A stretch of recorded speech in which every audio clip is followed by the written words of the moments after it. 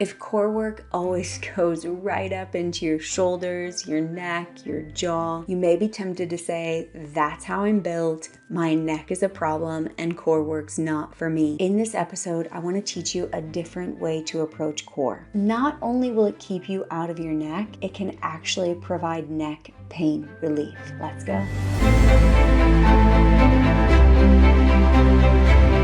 For this episode, we're going to use my client, Genevieve, as a case study. Core work was like torture for her upper body. It would almost immediately go into her shoulders, her neck, her upper back. In fact, one day she was telling her mom about it, and her mom said, "It's so funny, even when you were a baby, you would set your jaw to push this cart. You were unstoppable, but you were doing it from your neck." I love that story because many of these patterns have been with us our whole lives. They're like default settings. It's the automatic pathway our body takes, but that doesn't mean it's helpful or optimal. Genevieve was determined to change. And as we started working together, I saw familiar patterns in her body. As soon as she tried to do the thing, whatever the core thing was, her chin would pop up, her eyes would roll up, her forehead would scrunch, or her shoulders would crawl towards her ears and the back of her neck would be very compressed. These are the things we see when a student has a compensating pattern in the upper body. We don't tend to think of the neck as part of the core, but the yogis did. In their system of the bandhas, you have Mula Bandha at the pelvic floor, Uddiyana Bandha, which corresponds to respiratory diaphragm, and then Jalandhara Bandha in the throat, and Jiva Bandha on the roof of the mouth and the tongue. And this ancient system of links in the body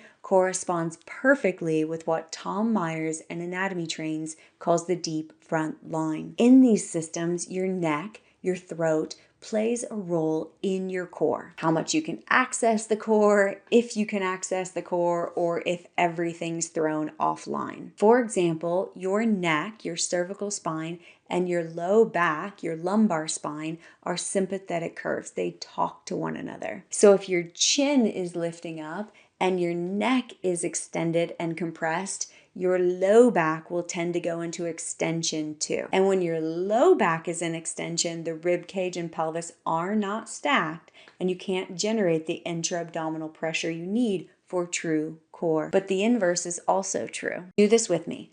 Place your hand underneath your chin and press your chin lightly into your hand. You want your upper palate parallel to the floor. And then place your other hand on your low belly. Press your chin down into your hand just enough to tone in the back center of your throat.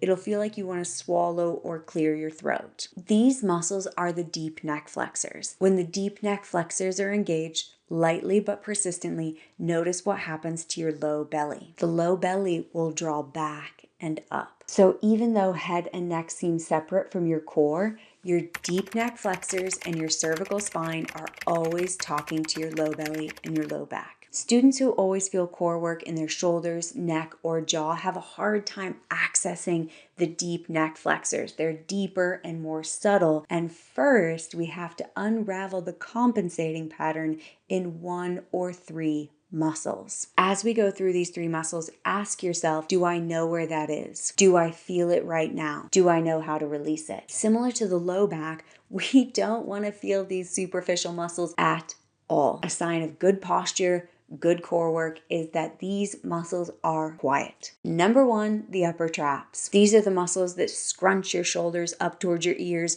round your upper back, collapse your chest. But have compassion because the upper traps are extremely fast twitch. They tend to turn on at the first sign of danger or stress. Over time, they start to feel like armor, hard, rigid, impossible to remove. And the traps set off one of those vicious cycles. So the traps get curled up towards the ears, they round your shoulders forward, close off your chest, and then you have the short, shallow breathing that puts you in a more stressed out state. Because your shoulders are curled up and your breathing is restricted, it's extra challenging to start breathing in a way that calms your nervous system, allows your shoulders to relax, and moves the diaphragm in a way that can generate the intra-abdominal pressure you need for true core. My favorite release for the traps is to roll the back of your skull on a block. We tend to identify the traps with the shoulders,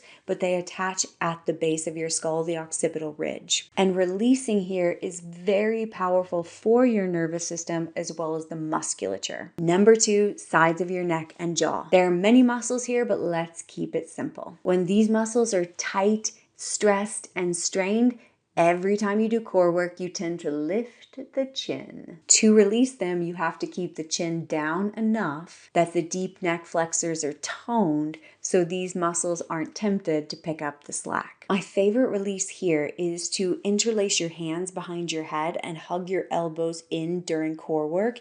If that doesn't solve it, use your fingers along the back of the skull to kind of steer and be super nimble and agile with the position of your head and neck. Because you got to keep the chin down and the deep neck flexors on to get out of this pattern. Number 3 is the back of your skull. Many muscles attach in or around here. It's going to correspond to the whole posterior chain, so we're going to keep it simple and just say back of the skull. The back of the skull gets tight, especially for modern humans, because we tend to have that head forward, neck scrunch, chin lifted position due to time on screens. And it shows up in core work with the eyes spinning upward and the forehead scrunching. This part of the body is a big deal because when you can get length and space here, it will release your shoulders, it will help you engage the deep neck flexors, but it will actually influence the whole posterior chain, the whole backside of your body. There's a self-adjustment you can do for this part of the body. You're going to place one hand on the back of your skull and then one hand on your forehead.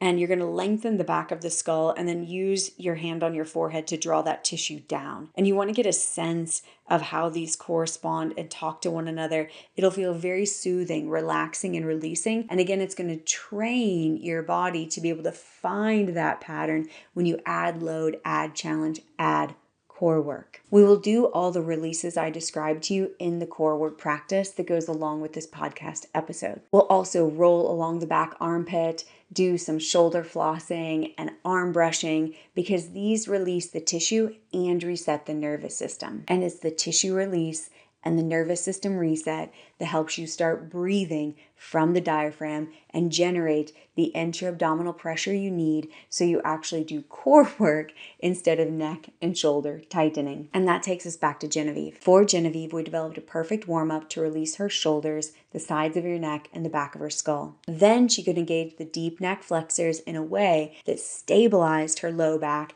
and allowed her to get into her core. To give her the best chances of repatterning core work to stay out of her neck, we put her feet at the wall. Feet at the wall helped immensely because it grounded the lower body. She could press through her heels, turn on her hamstrings, keep the pelvis anchored through the sitting bones. So the lower body was set, and then she could do more subtle, refined work with her shoulders, her neck, and jaw. Part of that refined work was go slow, do less, so you can be crystal clear that you're in true core and not your compensating pattern. And the signs of compensating with head, neck, and shoulders are shoulders crawl to your ears, eyes spin up, forehead scrunches up, and the chin lifts up. So you want to keep the shoulders steady, eyes soft and slightly down, forehead softening down, and perhaps the best landmark is your chin. And that's why we do a lot of core work with a block underneath the head. It lengthens and tractions the back of your skull, and it drops your chin down so the deep neck flexors can stay toned. And then if and when you lift your head during core work, you want to keep that same angle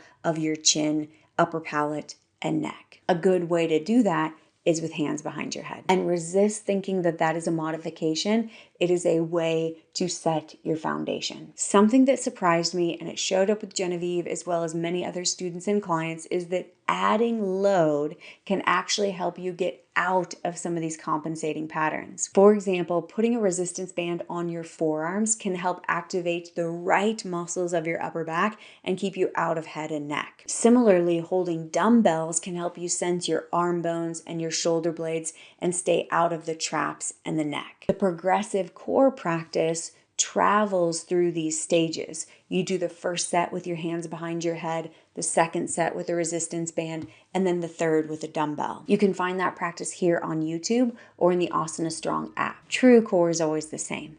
It's based on your breathing, driven by the diaphragm, and requires that your rib cage and pelvis are stacked. Most of us have compensating patterns that pull us out of that. When those compensating patterns are in your shoulders, your neck, and your jaw, the keys to releasing are in your breathing and in maintaining the orientation of your head and neck, keeping your jaw down enough to tone the back center of the throat, watching that your eyes soften down, forehead softens down, and the back of your skull stays long and spacious. When you work with those principles, tension dissolves and you can finally find the core you've been looking for. There's a practice that goes along with this podcast. It will take you through the releasing poses and then into core work that trains the deep neck flexors. If you have questions about your body specifically, schedule a strength audit with me. Thank you for being here. Thank you for practicing. See you soon.